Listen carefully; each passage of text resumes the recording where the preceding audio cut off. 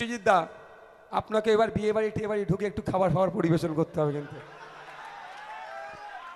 তবে একটা কথা বলবো, খাবার পরিবেশন করা একটা পিঠাবেগের কাজ নয়। বিশ্বজিৎ দা মনে হচ্ছে ওই প্রার্থীর থেকে একটু কম শরীরের কালারটা, না? এটা ঠিক বলেছি তো? এইসব কি সব মাখলে চকচক করে বলেন না গো, এইসবগুলো মেখে বার হবেন, বুঝতে পেরেছেন? হাইটটাও বেশি আছে, শুধু একটা জায়গায় কম, সেটা হচ্ছে তুলনামূলক এমনি ফর্সা ছেলে। যাক, আপনারা এবার ডিসাইড করুন, আপনারা ডিসাইড করুন। আর আপনার চুলটা একটু ছোট আছে।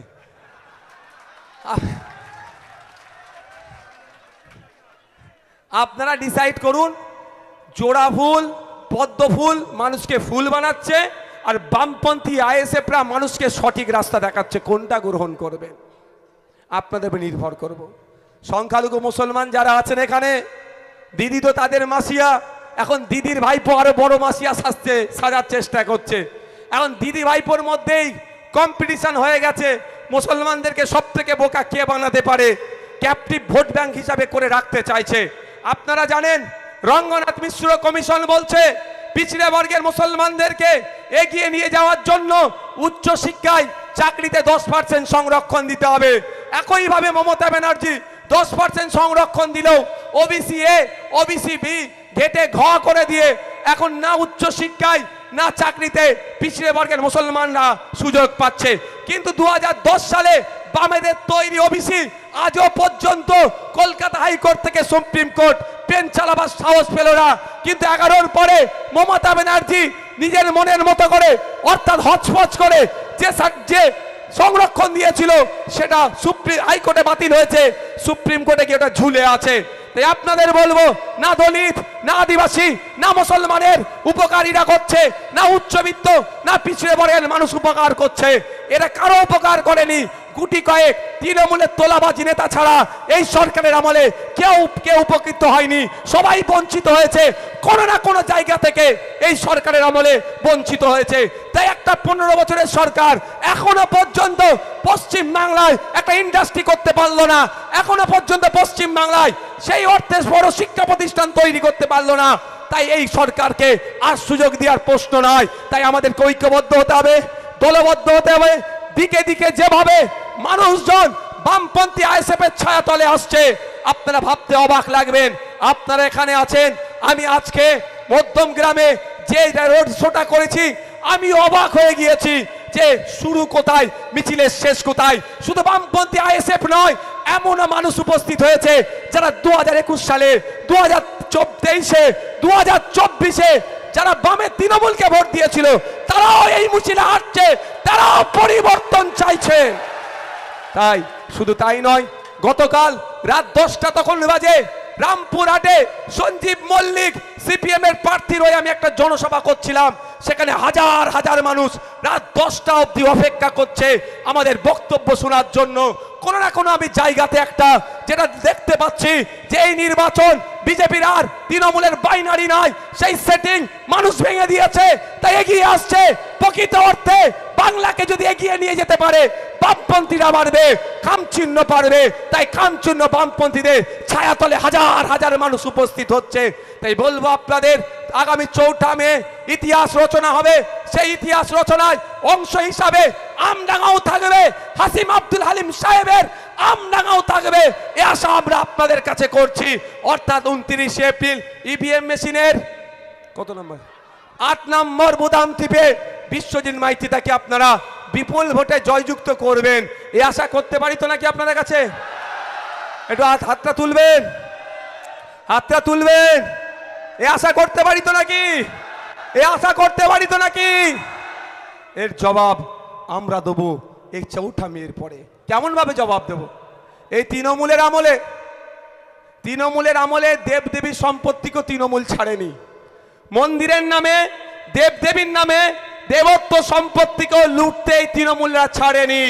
ঠিক যেভাবে মাদ্রাসা, মসজিদ, ঈদগাহ, কবরস্থান তথা ওয়াকফ সম্পত্তি তৃণমূল লুটেছে, এই সরকারের আমলে দেবদেবী সম্পত্তিও লুটেছে। তাই মানুষদের বলবো, ধর্ম জন্ম বর্ণ নির্বিশেষে ঐক্যবদ্ধ হন, আমাদের হাতকে শক্ত করুন, 148-এর ম্যাজিক ফিগারে আমাদের পৌঁছান। আমরা দায়িত্ব নিয়ে বলছি, ক্ষমতায় আসলে ওয়াকফ সম্পত্তি উদ্ধার করে যেমন ওয়াকফ বোর্ডকে বুঝিয়ে দেবো, একইভাবে মন্দিরের সম্পত্তি, দেবদেবীর সম্পত্তি, এই লুটেরারা যেটা চুরি করেছে সেটাকে ফিরিয়ে নিয়ে এসে মন্দিরের নামে, দেবদেবীর নামে আমরা ফিরিয়ে দেব। কিন্তু সুযোগটা তো দিতে হবে। আপনারা আশা করছেন কাটমানি মুক্ত সমাজ ব্যবস্থা, তাই না? আপনারা আশা করছেন দত্তপুকুরের মানুষ দত্তপুকুরে ট্রিটমেন্ট নিক, খুব বেশি হলে বারাসাত মেডিকেল কলেজে গিয়ে ট্রিটমেন্ট নিক। আপনারা আশা করছেন যে পুরাতন রুট বা বাস রুট ছিল সেটা নতুন করে চালাতে হবে। আপনারা আশা করছেন আম খাবো, আর লাগাচ্ছেন গাছটা জাম, আম কি আর পাবেন? আপনারা আশা করছেন দুর্নীতিমুক্ত সমাজ ব্যবস্থা, ডেভেলপমেন্ট করব, আর যাদেরকে ভোটটা দিচ্ছেন দুর্নীতিগ্রস্ত যারা, তারা শুধু নিজের ছাড়া সমাজের কথা একটুও ভাবে না। তাই সময় এসেছে, যদি মনে করেন যে দৃষ্টান্ত তৈরি করতে হবে, তাহলে 2021 সালে যে ভুলটা করেছেন আর করবেন না। আপনাদের বলবো, বাইনারি শিকার হয়ে গিয়েছিলেন আপনারা অনেকেই, সেই আর শিকার হবেন না। এবারে যেটা দেখছি আমি বাস্তব কথা বলছি, যারা তৃণমূলের অত্যাচারে জোড়া পদ্মফুলকে ভোট দিতে চাইছেন, আমি অনুরোধ করব সে অত্যাচার বাড়বেই, ভোট ভাগাভাগি করবেন না। আপনারা মূল্যবান ভোট তৃণমূলের অত্যাচারের কারণে পদ্মফুলকে দিলে পদ্মফুল জব্দ করতে পারবে না তৃণমূলকে। সমস্ত ভোটটা বামেদের সমর্থন নিয়ে আইএসএফ এর মনোনীত প্রার্থী ইভিএম মেশিনের 8 নম্বরে খাম চিহ্নে দিন বিশ্বজিৎ দাকে, তাহলে বিশ্বজিৎ দ্বারা বামপন্থীরা ওই তৃণমূল নামক যারা অত্যাচার করছে তাদেরকে জব্দ করতে পারবে। যদি বিজেপি তৃণমূলকে জব্দ করত, এতক্ষণ পুরো ক্যাবিনেটের অর্ধেকটা জেলের মধ্যে থাকতো। ছেড়ে রেখেছে কালীঘাটের বিখ্যাত কাকু, তার ভয়েস টেস্ট কোথায় গেল?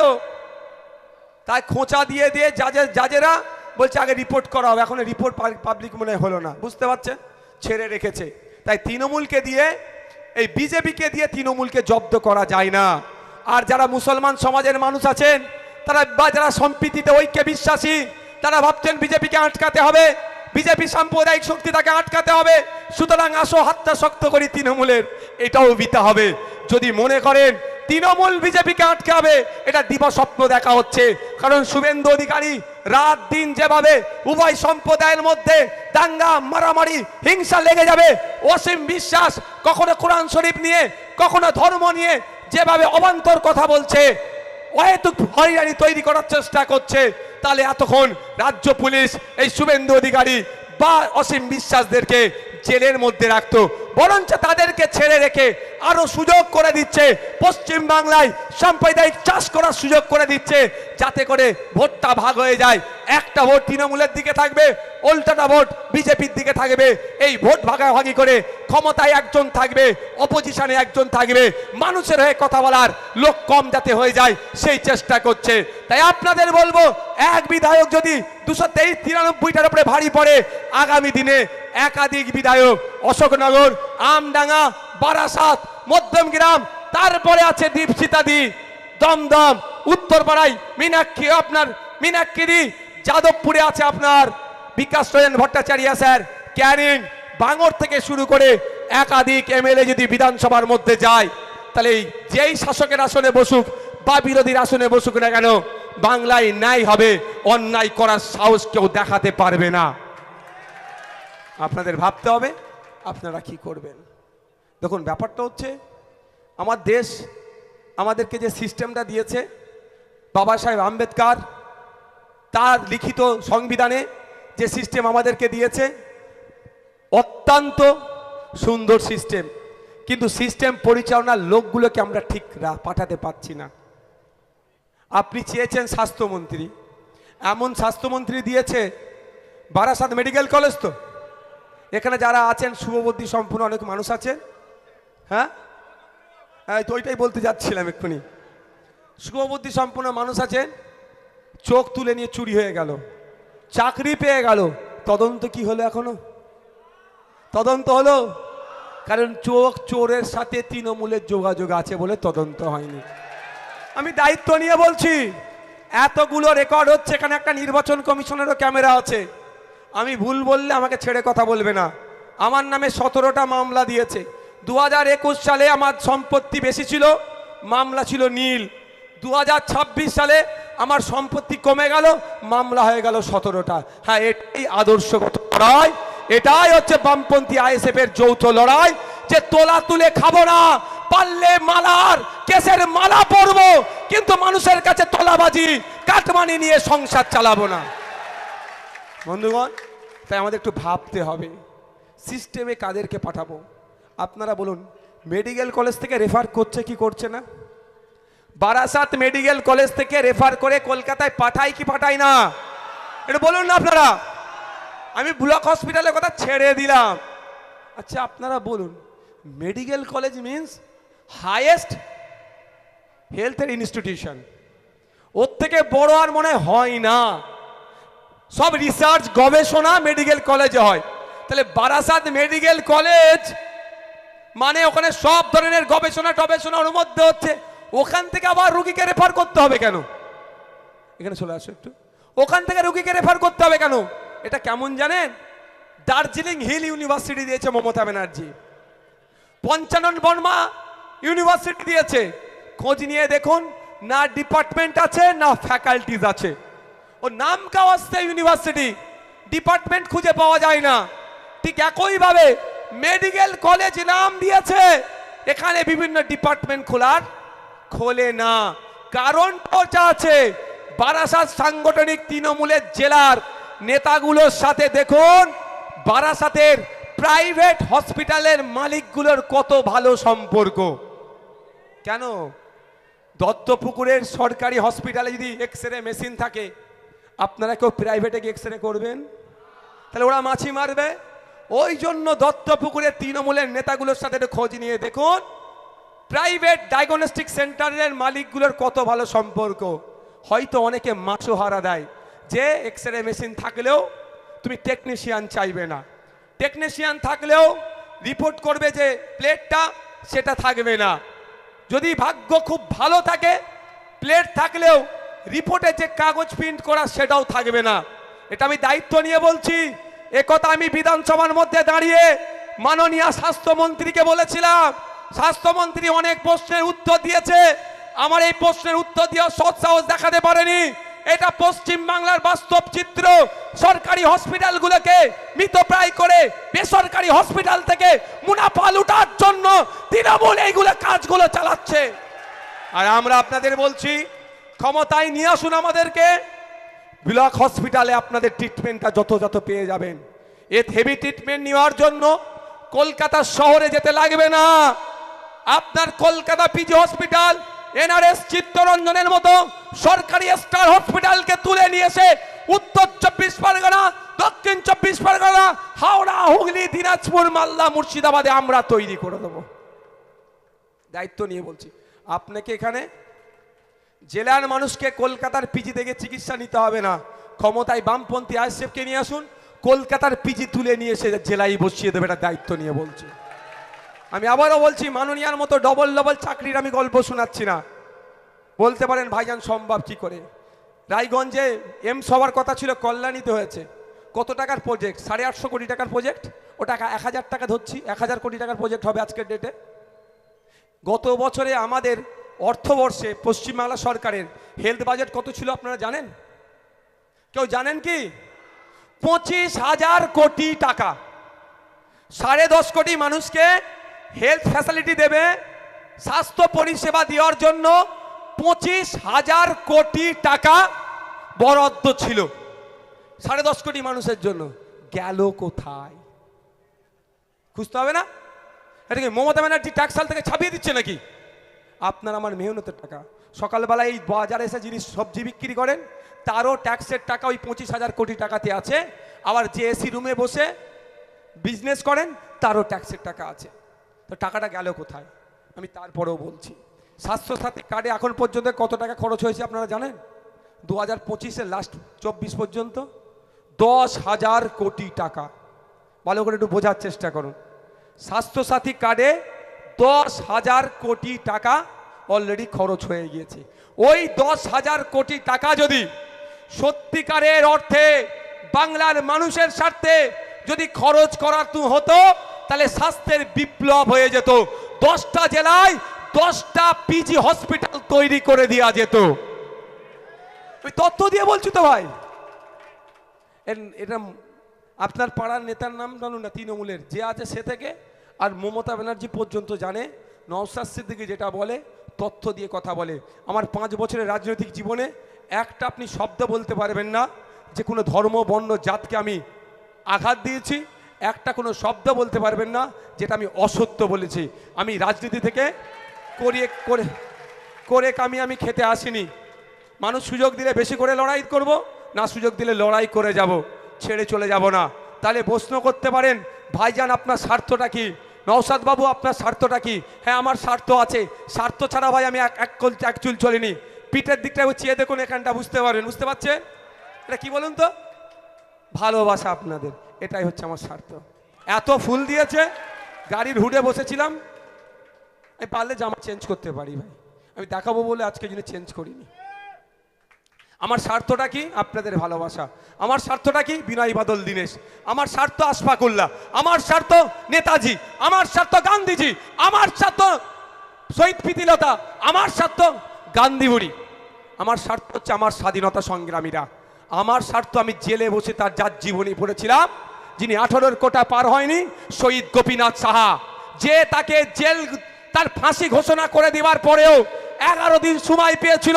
ওই 11 দিনের শরীরের কসরত করিয়ে 5 পাউন্ড শরীর বেরিয়ে ব্রিটিশদেরকে দেখিয়ে দিয়েছিল যে তোমার ফাঁসি ভারতীয়রা, যোদ্ধারা, বাঙালিরা পরোয়া করে না।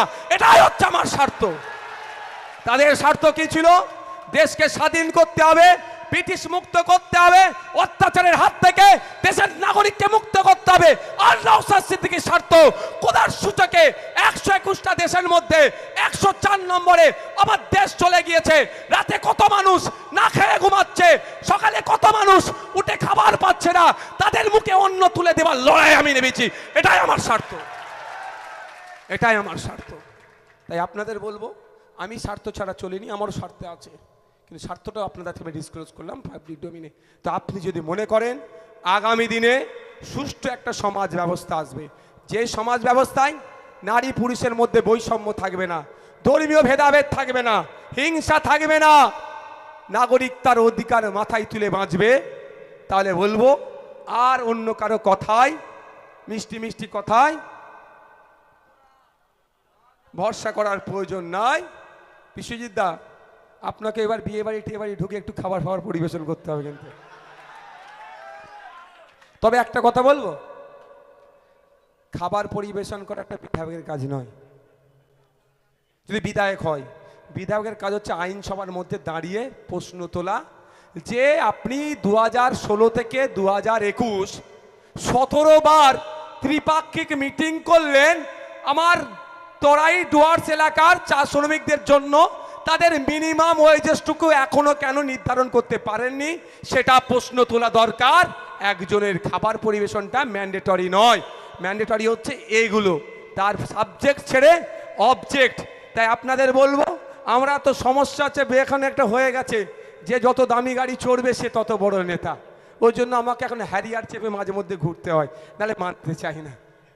তাই আপনাদের বলবো, ওটা দেখে লাভ হবে না। আপনি একটু ভাবার চেষ্টা করুন যে কার হাতে আগামী 5 বছর যাবে, আমডাঙ্গাকে আগামী 5 বছর কে প্রতিনিধিত্ব করবে, এটাই সব থেকে বড় বিষয়। আমডাঙ্গার মানুষের স্বার্থে আগামী 5 বছর আইনসভার মধ্যে, আইনসভার বাইরে বুক চিতিয়ে কে লড়াই করবে, এটা সব থেকে বড় বিবেচ্য। আমডাঙ্গার ন্যাশনাল হাইওয়ে, এটা কত নম্বর? 34 নম্বর না? এটা নয়, আমডাঙ্গাতে যেটা আছে ওই রুটটার কথা, ন্যাশনাল হাইওয়ে 34 এক্সটেন্ডের জোন হচ্ছে আচ্ছা 12, ওই 12 নম্বর জাতীয় সড়ক আগে ছিল 34 নম্বর, ওই 12 নম্বর জাতীয় সড়ক যে এক্সটেন্ড হচ্ছে, সেইখানে যারা ক্ষতিগ্রস্ত হচ্ছে প্রায় 12,000 পরিবার, সেই 12,000-এর মধ্যে প্রায় 10,000 আমার হিন্দু সমাজের পরিবার আছে, তারা সঠিক ক্ষতিপূরণ পাচ্ছে না। এইদিকে সেন্ট্রাল হোম মিনিস্ট্রিতে বসে আছে আপনার গাডকারিজি, তারপরেও শুভেন্দু অধিকারীর মুখে কথা নাই। কারণ আপনাদের জানিয়ে রাখি, ন্যাশনাল হাইওয়ে অথরিটি অ্যাক্টের 2013 সালের নতুন অ্যামেন্ডমেন্ট হয়েছে। মফস্বল এলাকাতে এবং আরবান আর রুরাল এরিয়াতে, আরবান এরিয়াতে ক্ষতিপূরণ 3 গুণ পাবে, রুরাল এরিয়াতে যে জমি আছে ক্ষতিপূরণ 2 গুণ পাবে। কিন্তু দেখুন নদিয়া জেলার কথা বলছি, ওখানে কারো 1 কাঠা জায়গা পড়লে 7 লাখ 8 লাখ টাকা ক্ষতিপূরণ পেয়েছে। আর আমনাগার খোঁজ নিয়ে দেখুন, পুরো একটা সিস্টেম এখানে দুর্নীতি করেছে। দুর্নীতির মধ্যে ঢুকে এখানে 10 কাঠা 12 কাঠা নয়, 2 কাঠা 3 কাঠা জায়গা যার পড়েছে 50,000 60,000 টাকা দিয়ে তার কাছ থেকে মিটিয়ে নেওয়ার চেষ্টা করছে। কিন্তু একজন প্রতিনিধির কাজ হলো ওইটাকে ঠিক করা, সঠিক তাকে নির্ধারণ করিয়ে দেওয়া, সঠিক ক্ষতিপূরণের ব্যবস্থা করা। তার পরিবর্তে ওখান থেকে তোলা তুলেছে। তাই আগামী দিনে বলবো, এই 12,000 ক্ষতিগ্রস্ত পরিবারের পাশে যদি দাঁড়াতে চান, তাদের সঠিক যদি ক্ষতিপূরণের ব্যবস্থা করেন, অন্য কোনো সিম্বলে হাত দেওয়ার দরকার নেই। বামেদের সমর্থন নিয়ে খাম চিহ্ন সেই সিম্বলে হাত দিয়েছে, আপনারা খাম সিম্বলে ইভিএম মেশিনের 8 নম্বরে প্রধান টিপে ভোট দিয়ে তাকে বিধানসভার মধ্যে পাঠান। একজন বিধায়ক হিসাবে আইনসভায় আওয়াজ তুলবে, কনসার্ন ডিপার্টমেন্টের কাছ থেকে লড়াই করে ক্ষতিপূরণটা নিয়ে এসে আবার ওই 12,000 পরিবারকে বুঝিয়ে দেবে, যদি আপনারা চান। শুধু তাই নয়, আমডাঙ্গার একটা হেভি অংশ কৃষিজ, কৃষিকাজের সাথে যুক্ত। এখানে আপনাদের আছে নাকি কোল্ড স্টোর? কোথায় আছে? হ্যাঁ,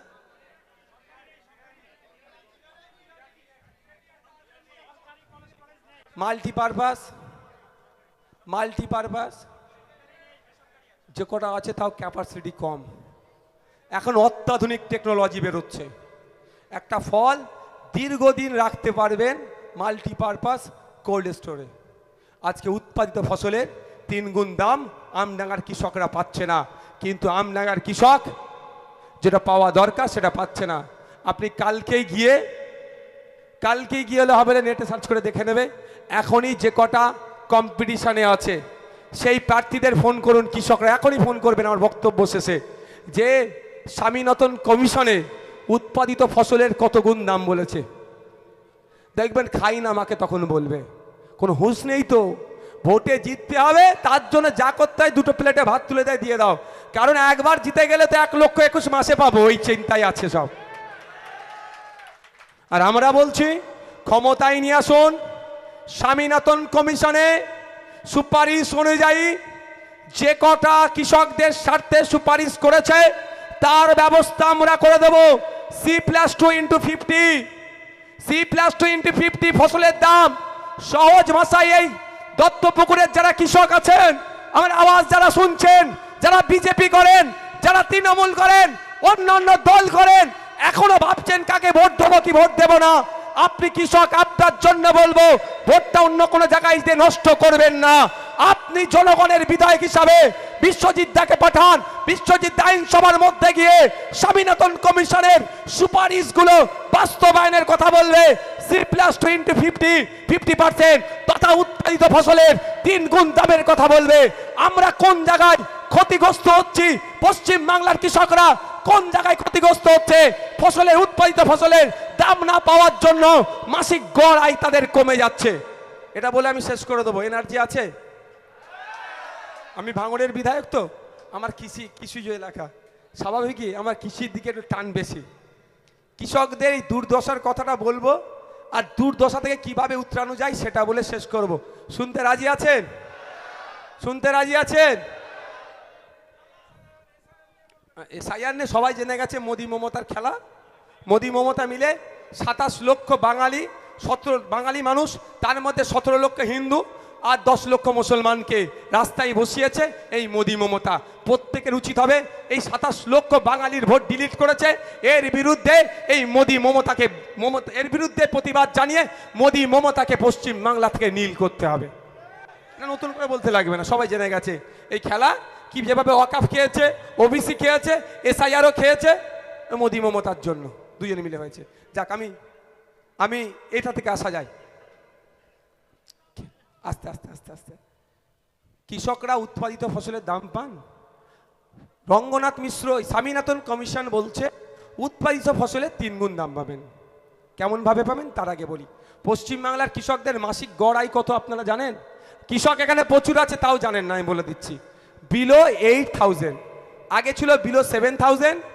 এই ভাঙড়ের বিধায়ক বারবার মন্ত্রীকে খোঁচা দিয়ে দিয়ে 1000 টাকা বেড়েছে ইনকাম। কিন্তু এটাও না, আপনারা জানেন কাশ্মীর যেখানে সব থেকে বেশি আর্মি থাকে, বেশি সময় শাটডাউন থাকে, ওখানকার কৃষকরা মাস গেলে 12,000 টাকা ইনকাম করে। হরিয়ানার কৃষকরা 22,000-এর বেশি ইনকাম করে। তামিলনাড়ু, মহারাষ্ট্র 22,000, 25,000, 18,000 ইনকাম করে। আর একটা রাজ্যের নাম শুনবেন, মেঘালয় রাজ্য। ওখানকার কৃষকরা মাস গেলে 30,000 টাকা ইনকাম করে। মেঘালয়ে কৃষিজ জমি মাত্র 380 হেক্টর মতো, আর পশ্চিমবাংলায় 88 লক্ষ হেক্টর কৃষিজ জমি।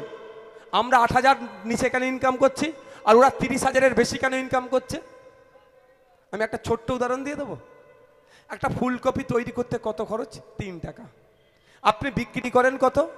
খুব ভাগ্য ভালো হলে 4 টাকা 5 টাকা, আর ভাগ্য খারাপ থাকলে 2.5 টাকা 2 টাকাতেও বিক্রি করে দিতে হয়, নাহলে ফসল মাটিই পড়ে থাকবে, তাই তো? আমি অ্যাভারেজ 3 টাকাতে তৈরি, 3 টাকাতেই বিক্রি করছেন, তাহলে মাসের শেষে আপনার ইনকাম এসে দাঁড়াচ্ছে কত? 8,000। আর স্বামীনাথন কমিশনের সুপারিশ মেনটেন করে যদি এটা বিক্রি করা হতো তাহলে 9 টাকায় বিক্রি হতো। 9 টাকা, 3 টাকা খরচ, 3 টাকা সময়, 3 টাকা লাভ, 3 টাইমস সি ইন্টু, তাহলে 3 আসতে 24,000 ইনকাম, 24,000 হয়ে যেত। আপনাদের বলবো কৃষকরা 24,000 টাকার যদি ইনকাম করতে চান, আসুন।